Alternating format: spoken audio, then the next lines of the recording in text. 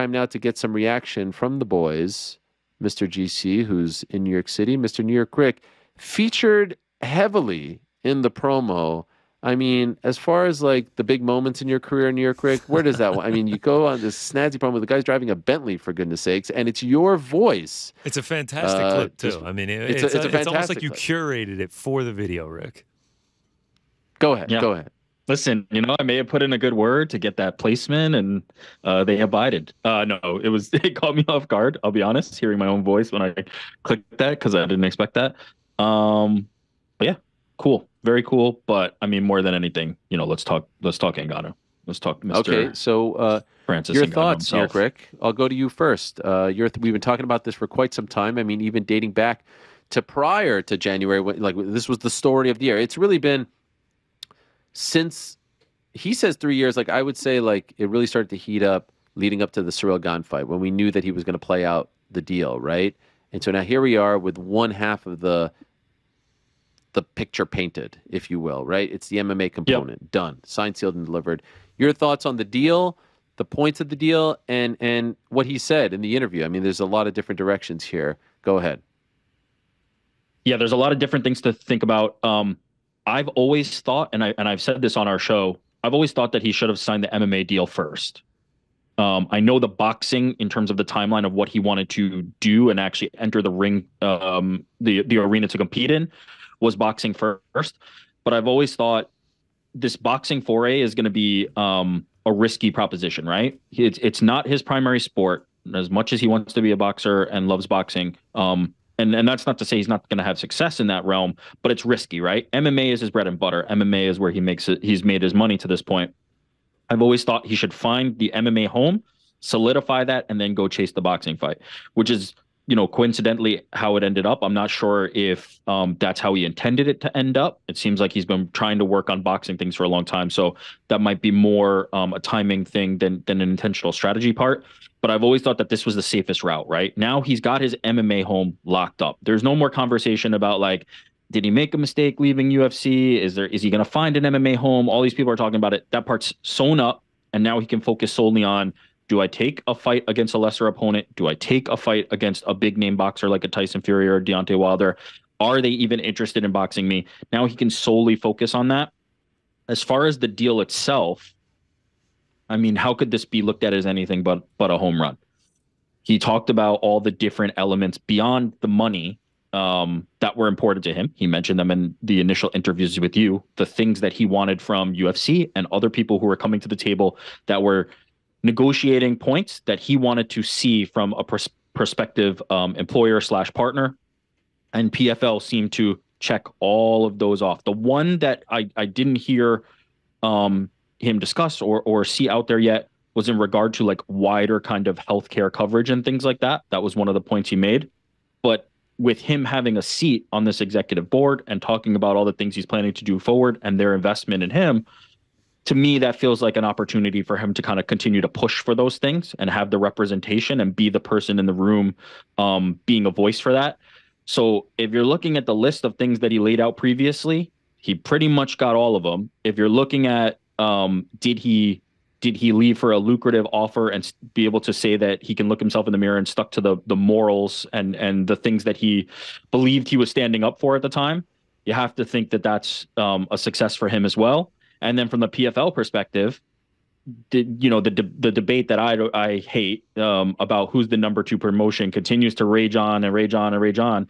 If you're the promotion that signed the biggest free agent in decades, that's probably a good feather in your cap to be able to say, we're making a splash, we're the number 2 promotion, and step out of the pack. And now it remains to be seen kind of how they utilize them, what the pay-per-view is going to look like. There's a lot of bridges to cross when we get to them.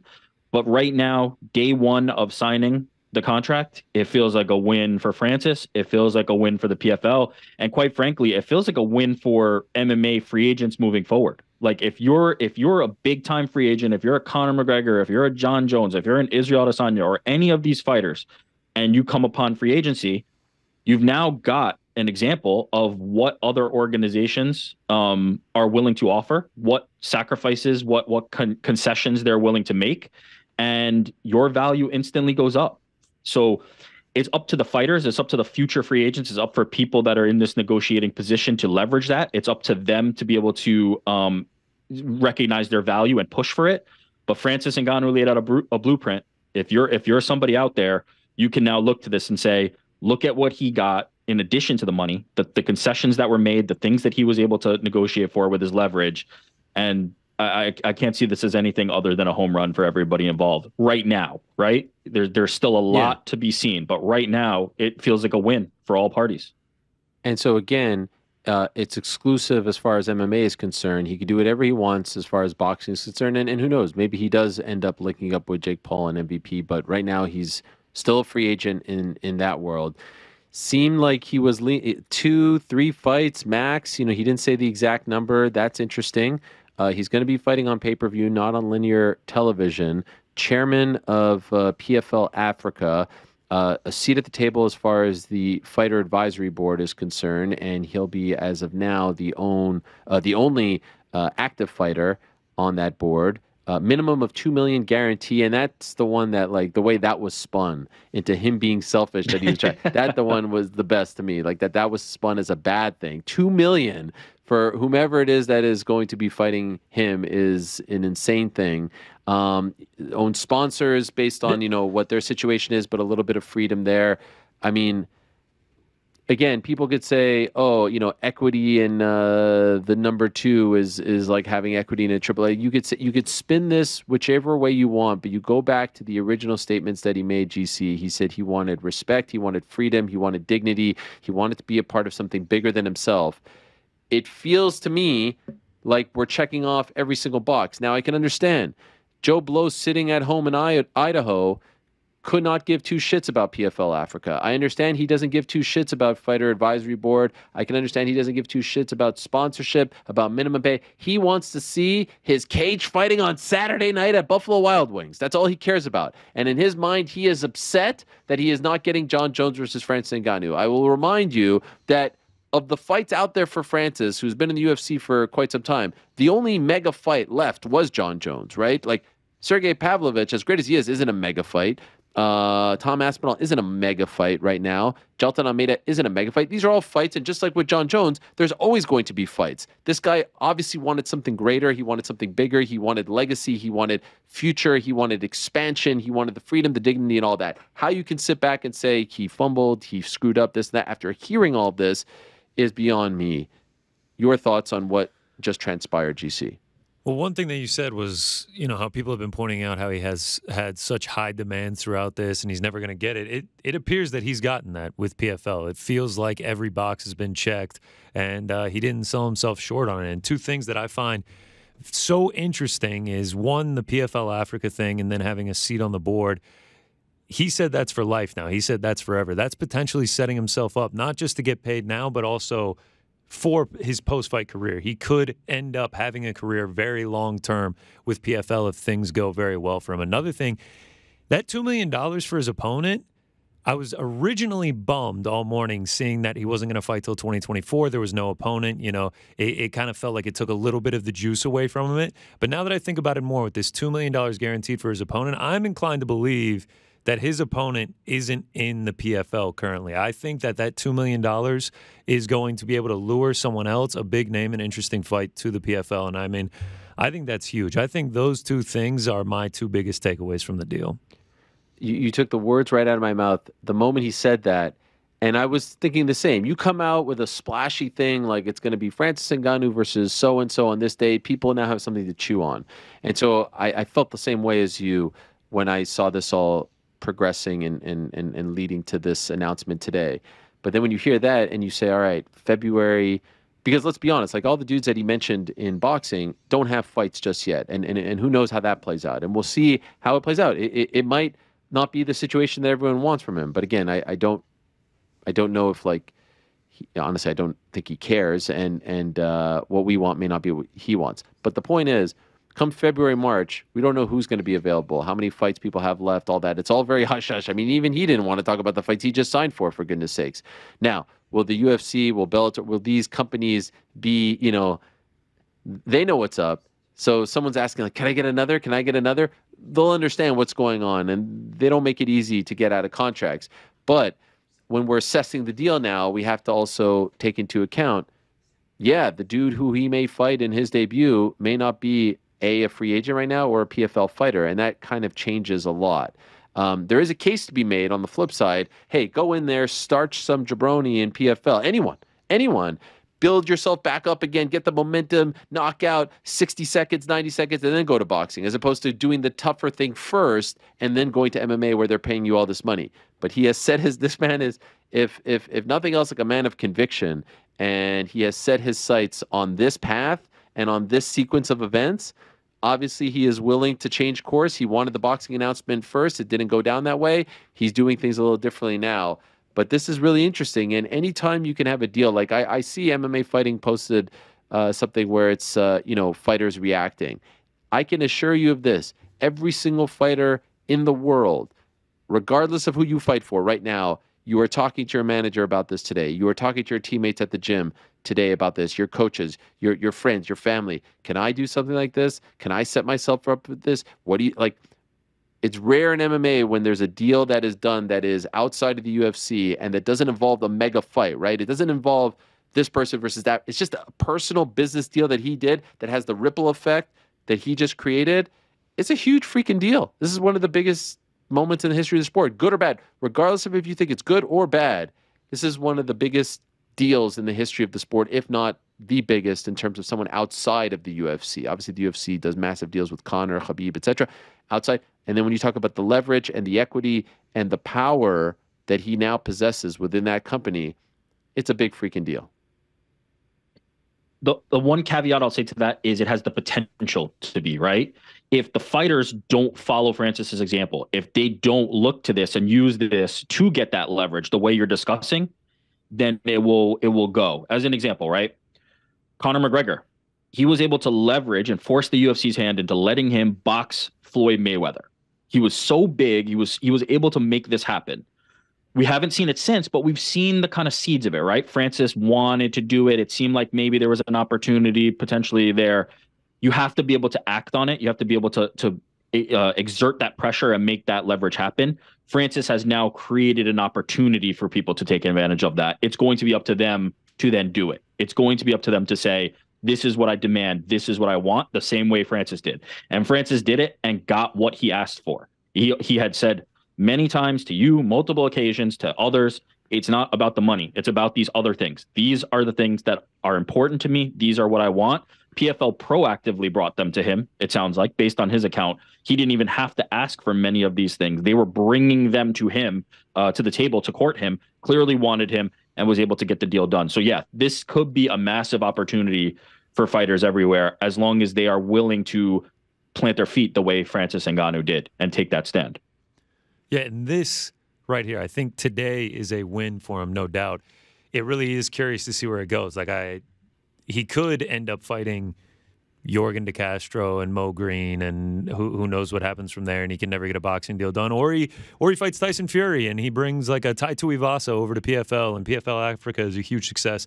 The jury is still out on whether or not it's going to be like a huge success, but I think today, right now, is certainly a win. Man, I still feel like the Tyson thing is potentially there. Go ahead. If he fights Tyson Fury and he gets someone else to come to the PFL and UFC Africa is a success, it will be one of the greatest moves ever. I don't know what I just said, but PFL Africa. You said UFC Africa. Yeah. My fault. If he fights Tyson Fury, I mean, I don't see how it's not a win. If he fights Tyson Fury and has success with the PFL, even just a marginal amount, then this is a win.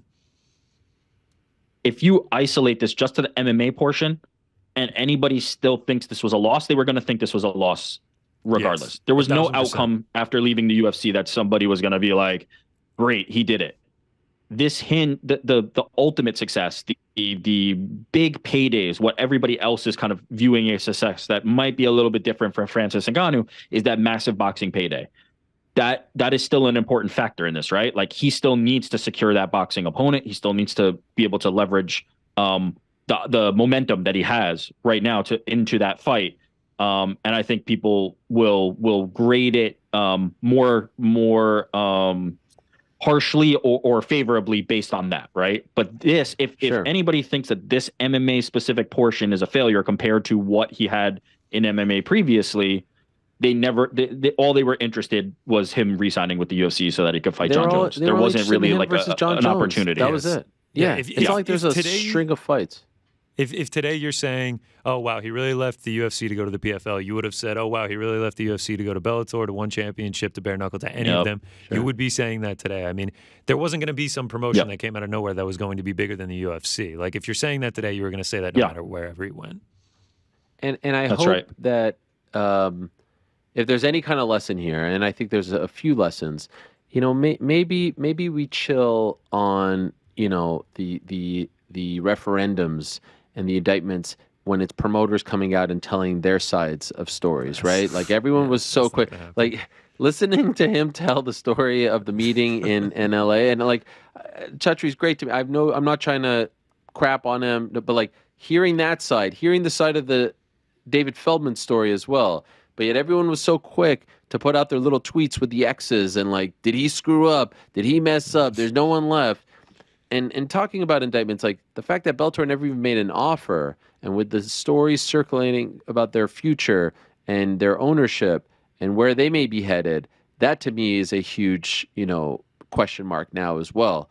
The folks at Bellator don't like when I compare them to the PFL, but they didn't even make an offer. They didn't even come to the table with something is a little bit surprising considering, the international foothold that they have as well. So a lot of interesting things I think were said here today that if you're listening and paying attention to could really shine a light on the current state of the business. Go ahead. It's not as simple as this, but if you proclaim to be the number 2 promotion, the biggest free agent in the world is somebody you should be making an offer to. Like, it's not that simple. Obviously, there's other factors involved, right? You talked about some things that could be happening in terms of ownership and management and things like that.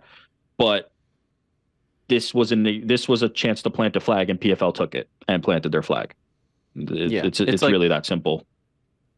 Maybe not apples to apples per se, but LeBron James is available in 2010. Everyone takes the meeting with him, right? Everyone tries to take the meeting with him, even if times are a little bit. You try to have that face to face. If you're not really going to, engage in that face to face, like what does that say about the state of you, right? At least throw something out there. And I just, the way this was all handled in terms of trying to shit on him before it all played out. And that's the same thing with the boxing component. We cannot say it was a success or not a success until we find out what happens here. Just wait to see how the story plays out. And by the way, we can't even say this is a success. Let's wait to see how the PFL thing plays out. What if he injures his knee next week and something happens and he doesn't even make it to the cage, and then who the fuck knows? But to me right now, right this moment, a great day for Francis, a great day for the PFL, a great day for the sport and business of MMA. And again, I'll go back to every fighter on the planet is looking at this and saying, could that be me? Could I get this? Because regardless of what any of them say to you or me or anyone else, they all want the freedom. They all know the window is this small. They all want this. And then something post-fighting and opportunities to have a say and all that. That's what every fighter wants, more so than anything. And the dude freaking bet on himself and made it happen. And when you, again, I'm not going to go through his whole life story, but when you consider where he came from with so little to the point that he's at now, it's pretty fucking remarkable. And one other thing, this is not the end, right? It's not Francis Ngannou like, okay, this is it, and then the story's written and we're done, right? Like, he could go somewhere else years from now. He could be a full-time boxer years from now. He could be back in the UFC years from now. Like, this was just one step along the journey. This is just one thing that's happening right now, and he's established his home for however long that's going to be, right? He was a little bit cagey in terms of establishing exactly how long it's going to be. But that's not it. Or it could be it as well, but we don't know. There's still so much to unfold. I feel like there's a lot of like rush to finality on this, whether it be judging the deal before it even happened, whether it be now, okay, Francis is in the PFL and that's it. We can cast him off. Well, maybe he's not in the PFL years from now. Maybe he's there for the next 10 years. Who knows? but there's still so much to play out. It feels like the rush to kind of finalize the verdict on all of this stuff, or even like Francis's future, is very short-sighted. Is very like social media culture. Everybody just has to have this finished so that they can divert their attention to something else. The next shiny object. Let's just move on. Who knows? Francis could be fighting whoever you want him to fight 3 years from now. You don't know where this is going to go. Two last quick things from me. I love the story about like, do you ever not get tickets? Do you ever not get like, that's what some fighters want, right? Like they want to be there front row and lost. That's what some fighters want. And his interpretation of that is like, wow, like you think that's what I'm here for?